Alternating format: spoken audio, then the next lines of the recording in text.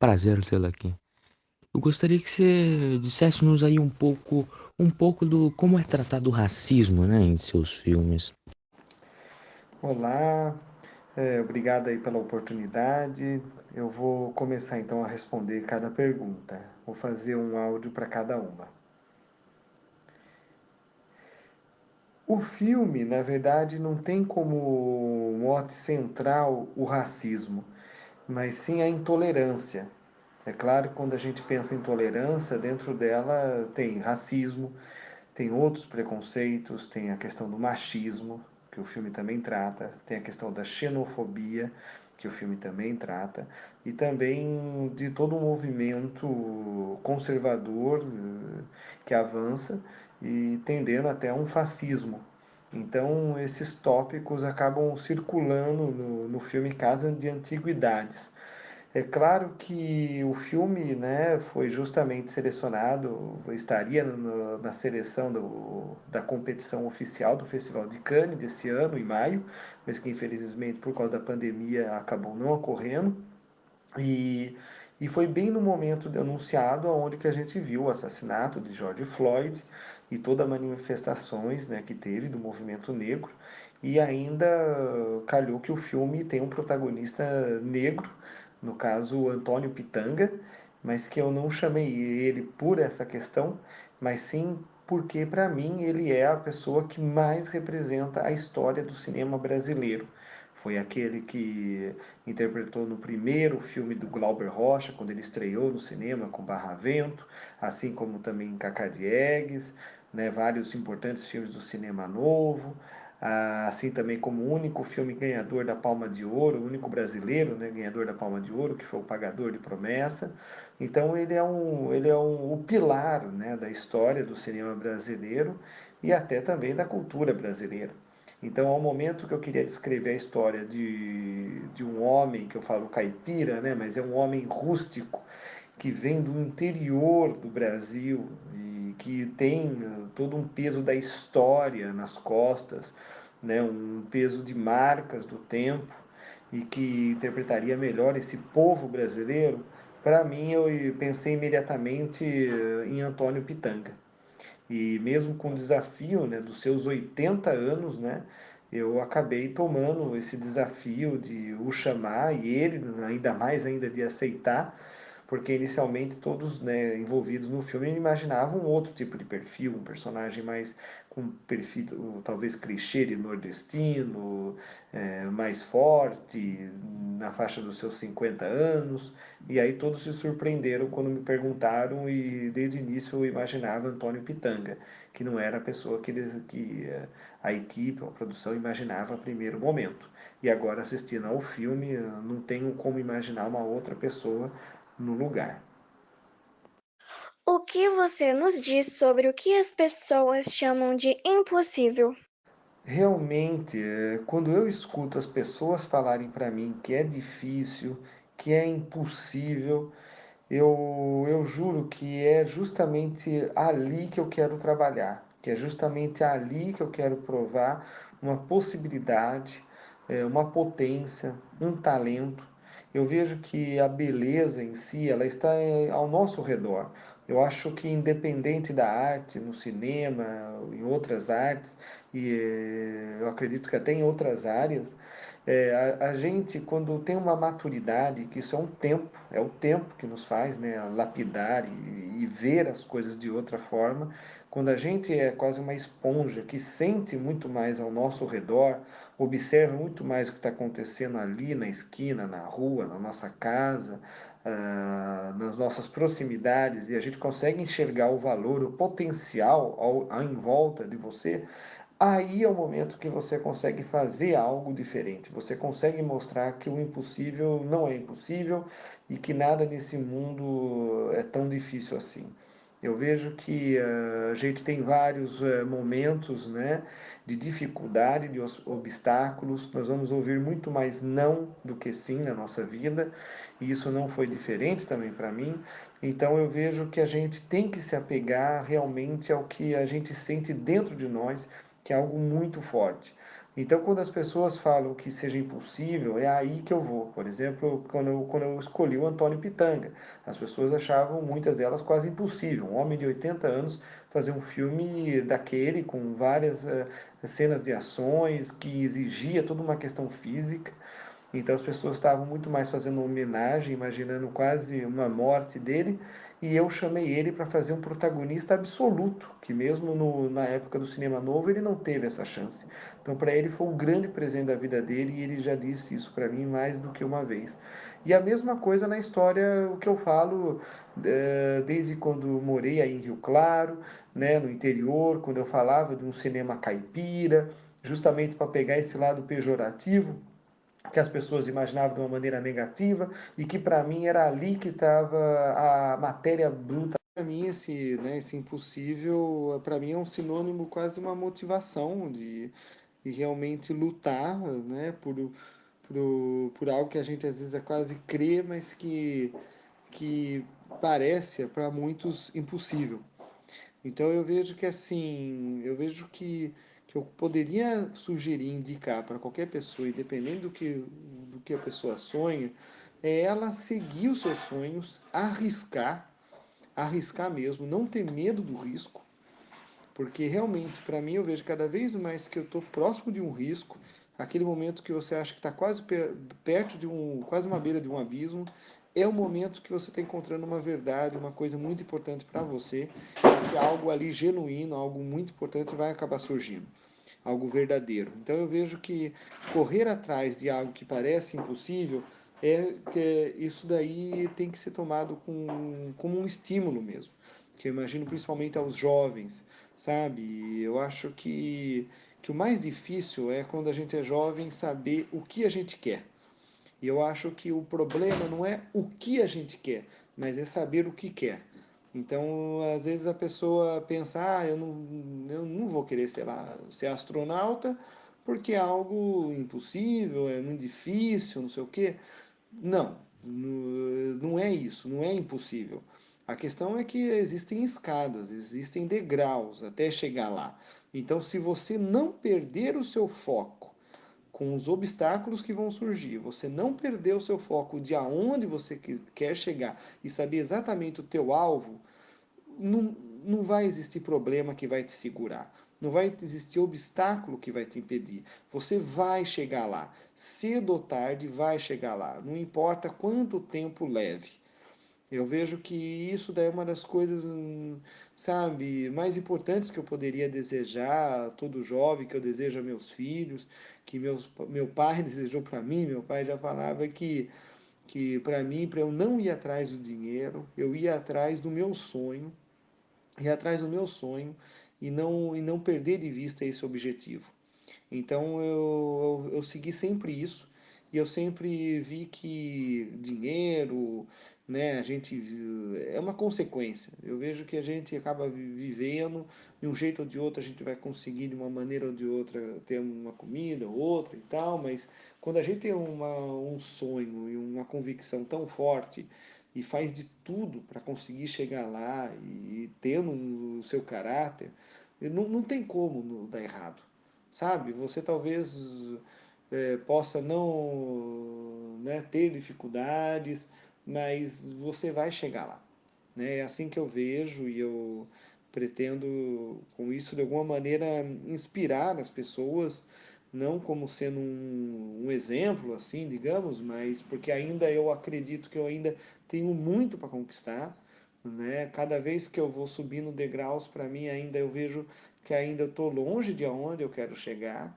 Então eu não me contento também com pouco. E quando eu falo contentar com pouco, não é questão financeira, é uma questão mesmo de sonho, de visão de mundo, de aonde eu quero chegar. Então é isso. Eu vejo que ainda tenho muita coisa para fazer, espero viver o suficiente para conseguir chegar no alvo de aonde eu quero chegar. E espero que todo jovem também não perca o seu foco.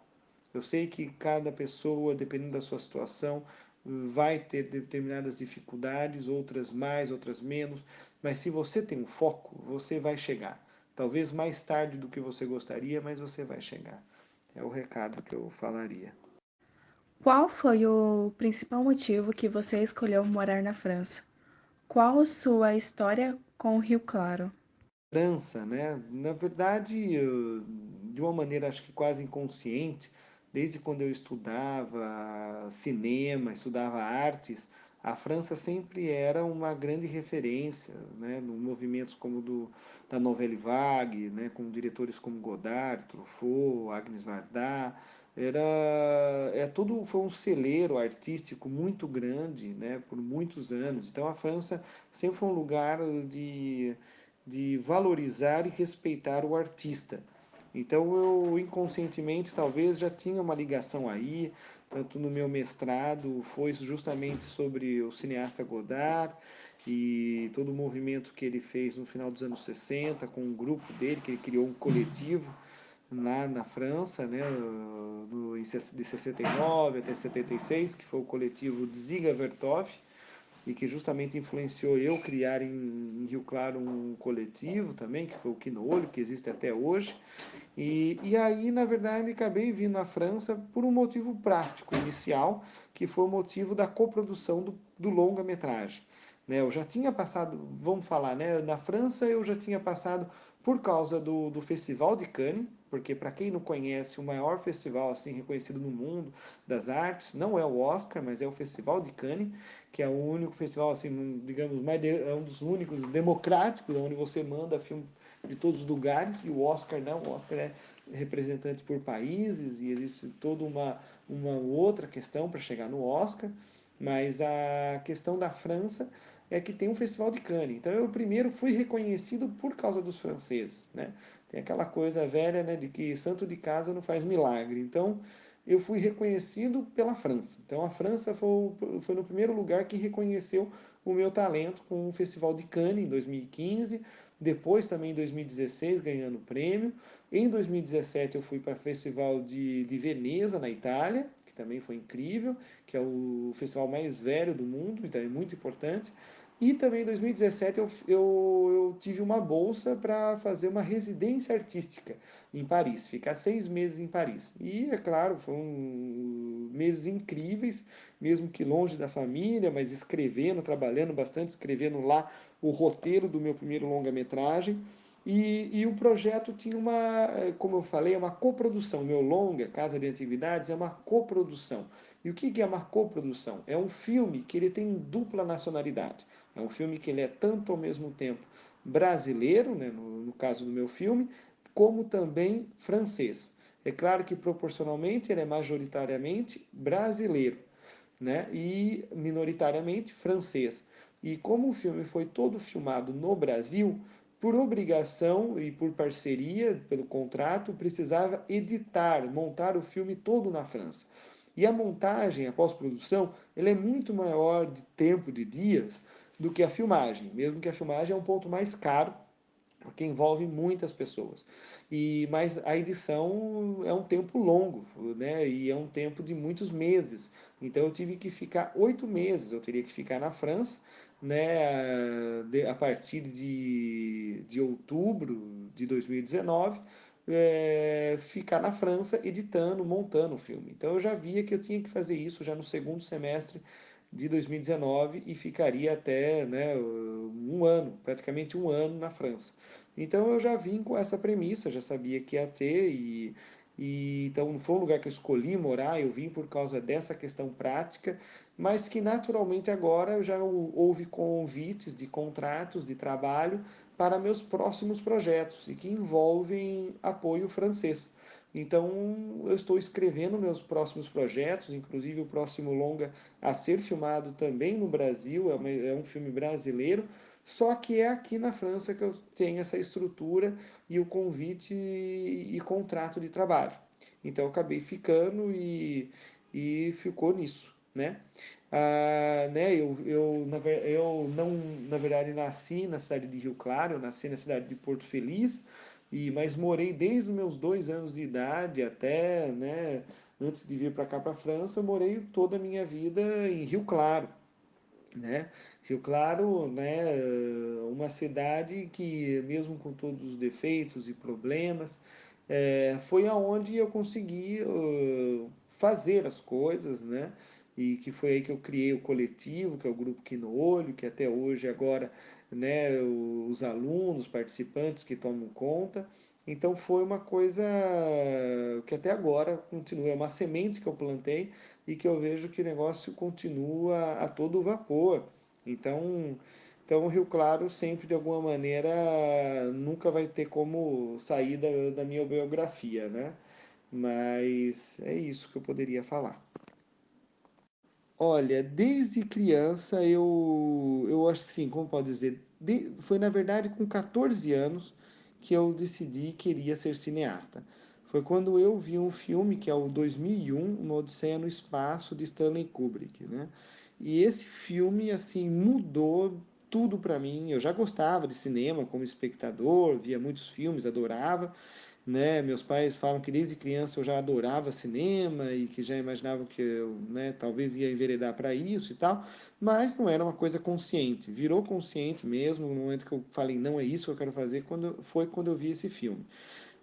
Então foi ali que eu vi justamente esse filme, para quem não conhece, né? É um filme assim, mitológico, é um filme épico da história do cinema, é um filme que tem uma pretensão enorme, né, e que é muito simbólico, é um filme enigmático, é um filme que por muito tempo ainda vai ser falado e é considerado um dos maiores filmes da história.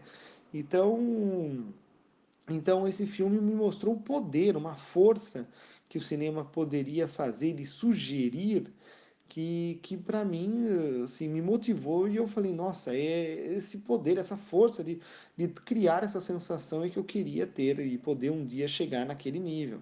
Então isso começou ali o meu sonho de eu querer chegar nesse nível, de fazer um cinema grande como, por exemplo, Stanley Kubrick fez, por exemplo, né? Então foi uma coisa assim. Então eu sempre pensei, e aí na escola, depois, a partir dos 14 anos, já comecei a querer fazer filme, queria motivar a galera da minha classe, tentar filmar. Naquela época não tinha essa coisa de celular com câmera, então eu tentei convencer produtoras que faziam casamento para tentar fazer de forma gratuita, parceiros e tal, fazer filme. Então na época fui atrás disso para conseguir e tal. Então eu não medi esforços para tentar de alguma maneira, né, pensar e fazer cinema a partir desse momento. Qual a relevância histórica de Rio Claro para o cinema brasileiro? Sobre a relevância histórica de Rio Claro, assim, para o cinema brasileiro, de fato, o Rio Claro, né, não tinha uma tradição cinematográfica. Tinha uma figura, né, que é o Roberto Palmari, que era um cineasta e que não era rio-clarense, ele era do Sul e que morou em Rio Claro e que foi um dos também idealistas para fazer, por exemplo, o Centro Cultural, que leva o nome dele, de Roberto Palmari, então veio de uma ideia dele, e ele também tinha sonhos, né, também de fazer até uma escola de cinema, mas que isso acabou não acontecendo. E foi um cineasta conhecido, mas assim não é um dos principais nomes do cinema brasileiro, mas foi um nome da época, né, desse cinema quase marginal, a gente pode dizer assim. Mas além disso, não tinha, sabe, um histórico, né, cinematográfico, né? E isso eu acredito que realmente acabou gerando muito mais a partir de mim quando fundei um coletivo, né? Na verdade, antes de mim o que existia era um cineclube, que isso de fato existia, um cineclube na cidade de Rio Claro, mas não existia uma escola, um fazer cinema da maneira como foi feita a partir do grupo Que no Olho, né? Que eu formei, que foi no final de 2005. E aí esse coletivo começou a fazer muitos filmes, a gente chamava muito de filmes ensaios, exercícios e tal, e que sempre foi aberto ao público. Acredito que até hoje ainda tudo continua, que como agora não sou mais eu que estou na coordenação, mas eu, pelo que eu acompanho, eu vejo que está totalmente aberto, continua ainda aberto a todos e todas. É claro que conforme a pandemia deve ter mudado regras e maneiras, né, de como realizar as atividades, mas continua assim o projeto. Né? E para todos os interessados é muito bem-vindo procurar, tem nas redes sociais o grupo Quino Olho, a página, e também consegue informações, acredito, a partir da Secretaria de Cultura. E então, assim, é esse histórico, eu vejo, né? Uma coisa mais recente.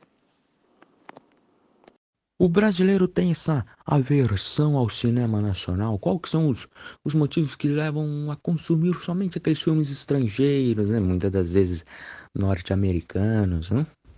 Essa aversão, né, a filmes nacionais é um tabu, né? É um mito, né, que é falado há muito, muito tempo. Na verdade, não só o cinema, né? Eu vejo que o brasileiro tem muito essa coisa de vira-lata, né? De não considerar o que é feito no Brasil, não valorizar o que é feito no Brasil. Então, ao mesmo tempo, quase uma falta de patriotismo, digamos assim, mas eu vejo que vai também além. Isso aí não é uma coisa brasileira. Né? Estou na França e eu vejo quanto o cinema americano, digamos, invade aqui, né, os circuitos comerciais de cinema, televisão. Então é uma coisa comercial mesmo, é uma lei selvagem do capitalismo. Ou seja, onde que os cinemas, né, quem são donos do cinema já está preso ao sistema das distribuidoras. Então você já tem que é obrigado por causa de várias relações comerciais a passar um X número de filmes americanos, que é a grande maioria. Então, ou seja, em vários países a grande maioria dos filmes passados nos cinemas e na televisão são americanos. Né, e alguns países fazem de tudo, como na França e vários outros, de criarem leis de valorizar o cinema local, o cinema próprio, e que então não é uma questão de qualidade. O primeiro momento é uma questão mesmo de quem controla, né, a distribuição, os cinemas, e os americanos controlam muito isso. Então aí é um lado, digamos, negativo, porque isso exclui muito a oportunidade de um público ver os filmes nacionais. E vamos lá, segundo não adianta você querer imaginar, né, querer tipo um filme tipo Star Wars feito no Brasil. Além de uma realidade completamente diferente, mas toda uma questão de produção é totalmente diferente. Né? Um filme americano, ele está na cifra de centenas de milhões de dólares, o custo de um filme. Já no caso de um filme brasileiro, ele não chega a uma dezena de milhão de reais. Então, ou seja, é muito inferior. Então não dá para você imaginar alguém que faça com 200 fazer a mesma coisa com um ou com dois. Então, ou seja, é muito mais, é muito desleal. Então não adianta você querer ver o mesmo tipo de cenas de explosão, de ação no cinema brasileiro. Então é diferente. Então já começa também por aí um preconceito. Porque muitas vezes as pessoas até é uma questão de ilusão, né? Porque você abre a televisão, vai no cinema e vê todos aqueles efeitos especiais, todas aquelas explosões, todos aqueles cenários magníficos, enormes, aquilo tudo é muito dinheiro envolvido. Né? Então você vai ver tudo aquilo e aí você olha um brasileiro que não tem aquilo tudo, você vai achar que o brasileiro é ruim, que é pequeno, é menor, é inferior, sendo que você deveria estar notando muito mais pela história, pelo envolvimento com a personagem, o jeito de como você se emociona, se envolve com o filme. Né? Fora ainda toda uma questão de arte, né? Porque quando a gente vai falar do cinema, o cinema também é uma arte, assim como é a pintura, por exemplo. E eu sei que às vezes não é fácil uma pessoa, um jovem, olhar para uma pintura e saber o real valor dela. Então, isso também demanda uma cultura, um conhecimento. Então, quando o jovem ou a pessoa, o público, tem um mínimo conhecimento cultural e de educação, de história da arte e tal, ele vai saber diferenciar um bom filme de um mau filme. E não vai ser uma questão de produção, de efeitos, de ação, que vai fazer a pessoa mudar de ideia. Então, esse é o meu ponto. Qual o papel do cinema cultural e intelectual na formação dos brasileiros do futuro? Assim como qualquer arte, né, eu eu vejo que o cinema, ele precisa muito se engajar. E isso eu falo qualquer arte, desde pintura, escultura, teatro, música. Eu vejo que o artista, antes de qualquer coisa, é uma pessoa que tem uma sensibilidade extrema de visão de futuro, de visão de coisas que podem acontecer, coisas que estão em trâmite para acontecer dentro da nossa sociedade e para levantar conflitos, problemas. Não existe uma boa arte se não existir também um bom questionamento, um conflito a ser evidenciado e a ser discutido. Também não podemos esperar que o artista vá trazer as respostas, mas ele traz luz a certos problemas e certas questões e dilemas que a nossa sociedade tem que enfrentar. Então a arte tem essa questão de engajamento. Eu vejo que não podemos, até eu já cheguei a falar numa entrevista, já que eu já dei, que não podemos pensar um cineasta de hoje de fazer um cinema de arte pela arte, que não é o meu caso. Eu vejo que assim tem que ter um engajamento, tem que ter um filme que vai colocar o dedo na ferida, que vai incomodar, que vai falar de coisas que não são às vezes bem vistas, de problemas que a gente ignora, que a gente tenta colocar debaixo do tapete, né, como a própria intolerância, como o racismo, a xenofobia, o machismo. Né? Tem muita coisa que nós temos na nossa sociedade e que a gente tem que enfrentar esses demônios, olhar no olho deles. Então eu vejo muito nisso, que a gente não pode fazer um cinema, eu não consigo me imaginar fazer um filme passado em Copacabana, sabe, num paraíso tropical, todo mundo feliz, tudo positivo, porque eu vejo que nós temos muitos problemas a serem vencidos. E eu vejo que a cultura, de modo geral, ela precisa evidenciar, ela precisa falar dos problemas, ela precisa abrir os olhos do público e de um povo. Então eu vejo dessa maneira. E ainda mais agora, que a gente vive um momento único, né, de crise sanitária, econômica, política. Então é um momento único. E eu vejo que são em momentos posteriores à grande crise que pode e que devem surgir revoluções, uma nova geração, movimentos, e por que não um movimento no cinema. Então eu espero contribuir e não fazer um movimento no sentido de apenas as histórias, conteúdos falarem de dilemas e questões e sociais e política, mas o formato também, a forma, o estilo, a linguagem, e né, que isso também condiz com a arte. Né? Então, ou seja, também não pode perder de vista que o cinema também é arte. Então, você também manter esse olhar para a arte e, ao mesmo tempo, saber trazer o conteúdo para questionar a sociedade. Qual recado você deixa aos alunos das escolas públicas de Rio Claro?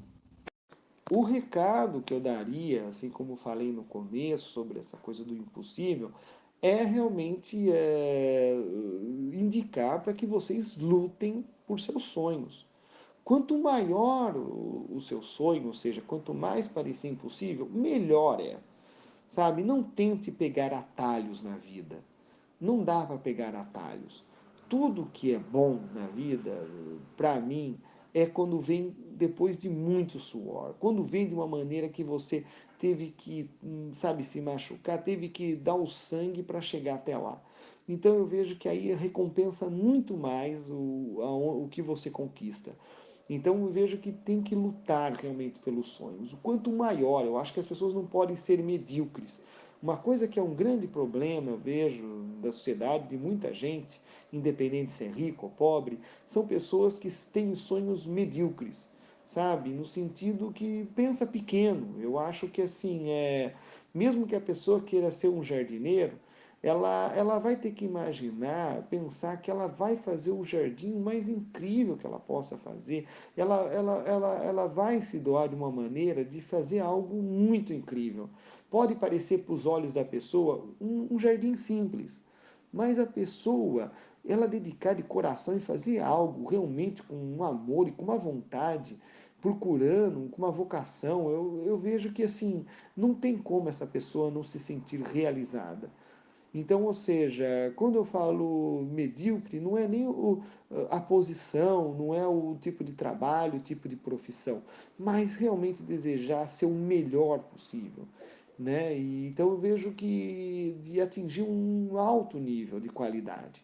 Eu vejo que o melhor da vida não é em quantidade, é em qualidade.